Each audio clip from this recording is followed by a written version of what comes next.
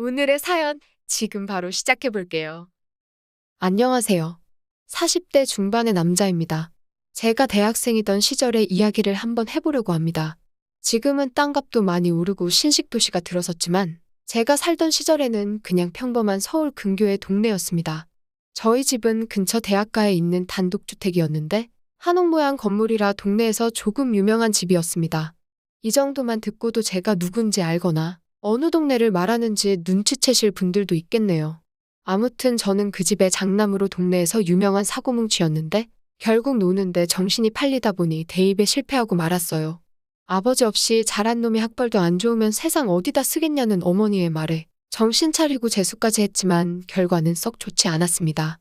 군대를 다녀와서도 별로 할 일 없이 지내고 있었는데 어느 날 어머니가 여권이랑 비행기 티켓을 저에게 내미시더군요. 무슨 일인가 했는데 아버지가 생전에 친했던 친구분을 통해 유명한 곳은 아니지만 외국에 있는 대학교에 입학수속을 밟아놨다고 거기 들어가서 딱 4년만 고생하고 졸업장만 받아오라고 말하시는 거예요. 제가 그동안 어머니 속을 많이 썩였나 싶기도 하고 사실 어머니 모양새가 이 학교를 가지 않으면 거의 저를 밖으로 내쫓아버리겠다 하는 모양새여서 그렇게 호롤단신으로 유학길에 올랐습니다. 앞으로의 새로운 생활을 기대하면서요. 부끄러운 이야기지만 사실 결과는 그렇게 좋지 않았습니다.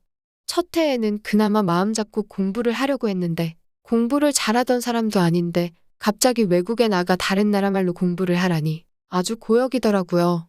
그런 힘든 시기를 보내는 건 저만이 아니었는데 학교에도 저같이 최종 학력을 위해 들어온 한국 친구가 있었습니다. 둘이 죽이 잘 맞기도 하고 해서 외국에서도 동네방네 사고를 치고 다니기 시작했는데 결국 학교에서 제적을 당하고 말았습니다. 두려워서 어머니께는 말씀도 못 드리고 이러고 저러고 있다가 결국 체류기간이 끝나버려서 몰래 귀국했어요. 집 앞에 도착했는데 어머니가 날 보면 보고 싶었다고 좋아하실까? 아니면 정말 어디에다 넣어도 똑바로 하는 것 하나도 없는 한심한 놈이라고 욕을 하실까? 이런저런 생각에 집 근처 전봇대 뒤에서 들어갈까 말까를 한참을 고민하고 있었습니다. 그러면서 시간을 보내고 있는데 골목 어귀에서 여자들 웃고 떠드는 목소리가 들리더라고요. 한량 같은 성격은 어디 버리질 못하는지 들려오던 목소리 쪽으로 고개가 절로 돌아갔습니다.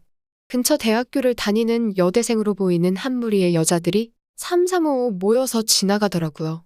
그중에 키가 옆에 있는 다른 여자들에 비해 조금 작지만 그 여자들 무리 중에서도 얼굴이 제일 이쁘고 몸매는 그 중에서도 단연 돋보이는 여자와 눈이 마주쳤습니다.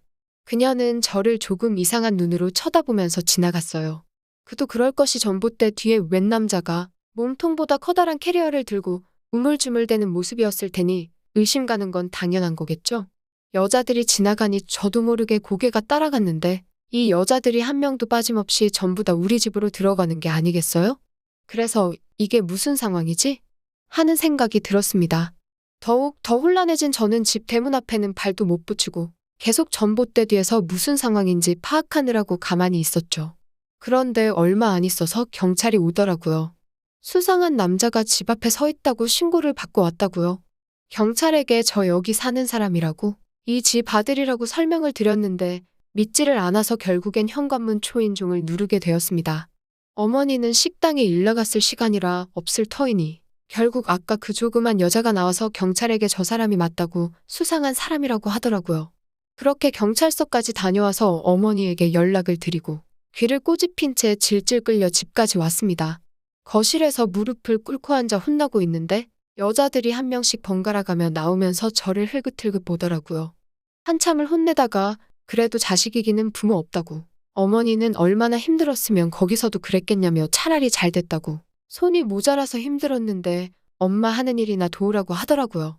우리 집에 있는 저 여자들은 뭐냐고 물었더니 여자 혼자 몸으로 자식 새끼 외국에 보내놨더니 학비에 너무 힘들어서 제가 없는 동안 빈방을 하숙집으로 돌리고 계셨던 것이었습니다.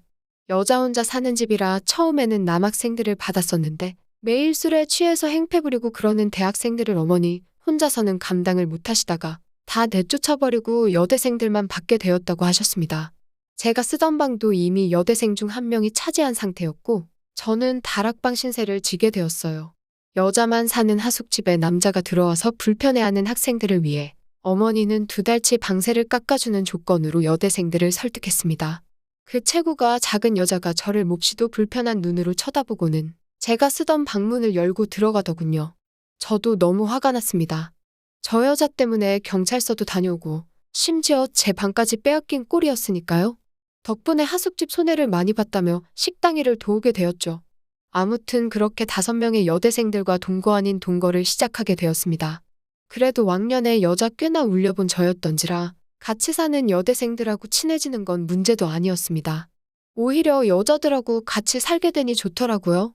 어디 멀리까지 안 가도 젊고 예쁜 여자들이 항상 집에 있고 친해지다 보니 술도 자주 마시고 무슨 일이 있을 때마다 저를 불러서 도움을 요청하는데 애인이 5명이 동시에 생긴 것 같은 기분이 들었습니다. 무더운 여름 때였는데 마당이 딸린 주택이다 보니 거기다가 자리를 깔고 술도 자주 마셨습니다. 미녀 여대생들과 마시는 술은 무엇보다 값진 추억이었어요. 그녀들이 여름이라 옷들도 시원하게 입고 있노라면 고개를 들 곳을 찾지도 못할 정도로 어디를 봐도 숨이 턱 넘어갈 만큼 여자들에게 둘러싸인 환경은 남부러울 것 없었죠. 그런데 단 한 명, 저를 보고 경찰을 부른 그 여자와는 도무지 친해질 수 없었습니다. 첫 만남부터 살짝 어긋난 것 때문인지 묘하게 저와는 거리감을 두더라고요.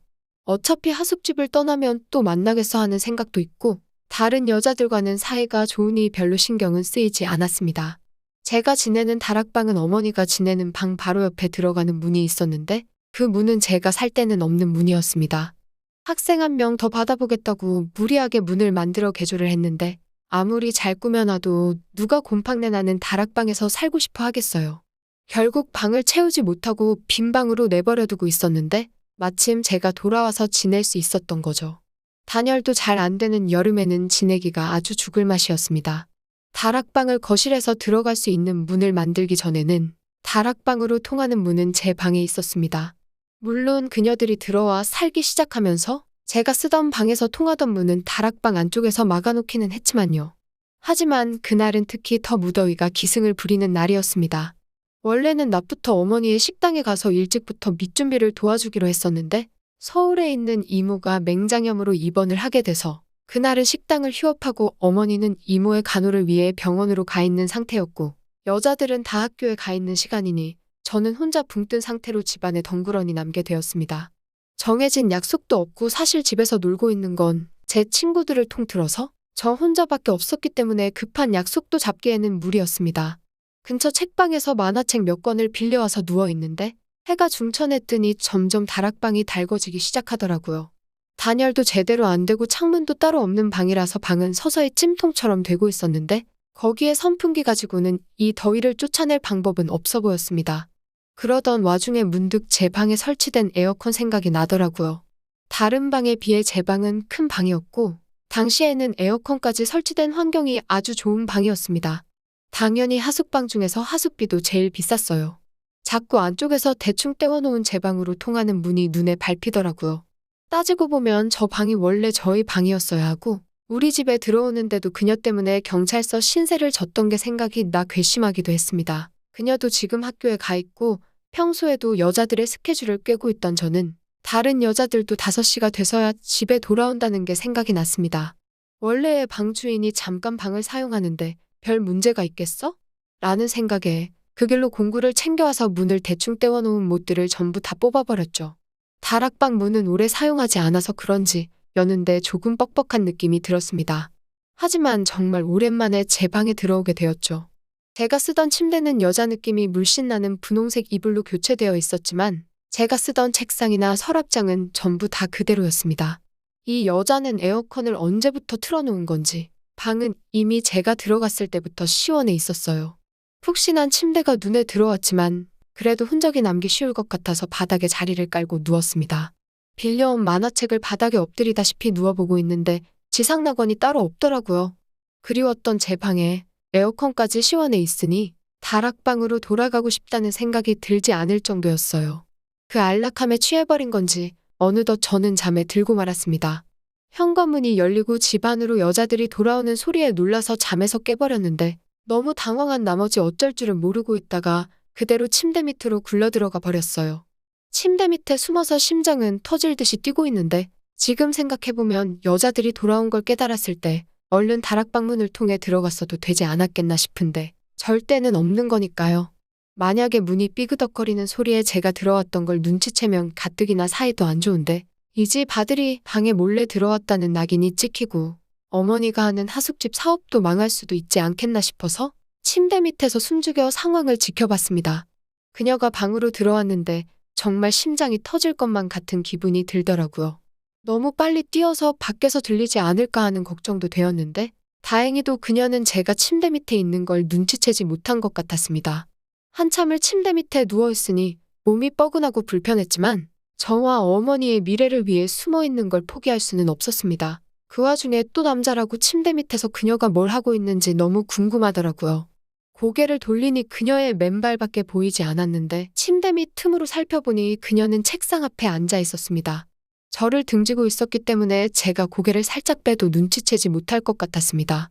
확실히 얇은 나시티를 입고 있는 건 보였는데 밑에는 의자 등받이에 가려 뭘 입고 있는지는 확인이 되지 않았습니다.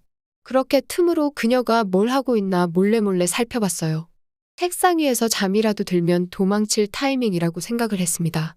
얼마나 버틴 건지 이젠 파악도 안 되는데 그녀가 가방에서 무언가를 주섬주섬 꺼내더라고요.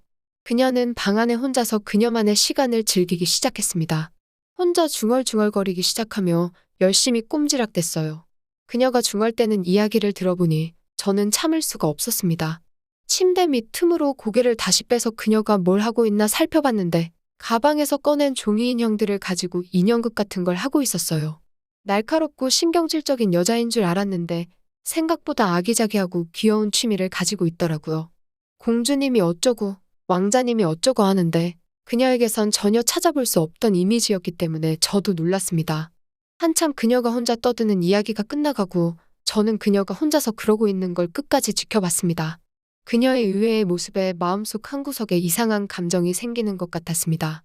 그렇게 그녀를 지켜보고 있었는데 그녀가 책상에서 벌떡 일어나더니 제 쪽으로 몸을 틀더라고요. 너무 찰나의 순간이라 제가 침대 밑으로 고개를 빼고 있는 것도 인지하지 못하고 그렇게 그대로 그녀에게 들켜버리고 말았죠. 그녀는 저를 보고 방이 떨어져 나갈 정도로 소리를 질렀는데 저도 그 소리에 깜짝 놀라 침대 밖으로 튀어나와선 그녀의 입을 틀어막고 미안하다고 사과하며 제가 다 해명할 수 있다고 그녀를 설득했습니다. 다락방이 너무 더워서 에어컨을 잠깐 쓸어 나왔다가 잠들어버린 자초지종을 설명했는데 그녀는 그 상황은 이해하겠지만 그녀가 혼자서 즐기던 구연 동화를 들었다는 사실에 수치심을 감추질 못하더라고요. 저는 그녀의 동화를 끝까지 들었기 때문에 아니라고 처음 들어보는 동화였는데 그렇게 재밌던 동화는 없었다고 칭찬을 해주었는데 그녀가 의외라는 반응을 보이며 좋아하더라고요. 유치원 교사가 꾸민 그녀는 미래의 학생들을 위해 연습을 하고 있던 것이었습니다. 오히려 그런 마음씨가 더 예뻐 보이고 어느 날부터는 자기 전에 그녀가 자꾸 떠올라서 잠도 이루지 못하겠더라고요. 다락방 문은 그날 이후로 방 쪽에서 틀어막아 버려서 그녀의 방에 2번 다시 들어갈 수는 없었습니다. 그날 이후로 그녀도 제게 마음을 열어 다른 여자들하고 술을 마실 때도 참석하고 저와 몇 번의 시간을 보내기도 했습니다. 그녀도 저도 서로를 의식하고 있었지만 누가 먼저 나서서 서로의 마음을 내비치지는 않았습니다. 그렇게 그녀는 학교를 졸업하면서 하숙집을 떠났는데 그때까지도 그녀는 저의 마음을 눈치만 채고 있었지 확인받지 못했죠. 지금은 저도 이렇게 어른이 되었고 가끔씩 어머니의 집에 가서 저와 그녀의 방이었던 그곳을 바라보면 그때 제 마음을 전하지 못했던 게 가끔은 후회가 됩니다. 지금의 아내와는 아무런 문제가 없지만 제가 그녀에게 제 마음을 일찍 말했더라면 제 옆에 있는 사람이 다른 사람일 수도 있지 않을까? 하는 생각을 하면서 이만 사연 마치겠습니다. 오늘의 사연은 여기까지네요. 긴 사연 끝까지 들어주셔서 감사합니다. 구독과 좋아요 잊지 말아주세요.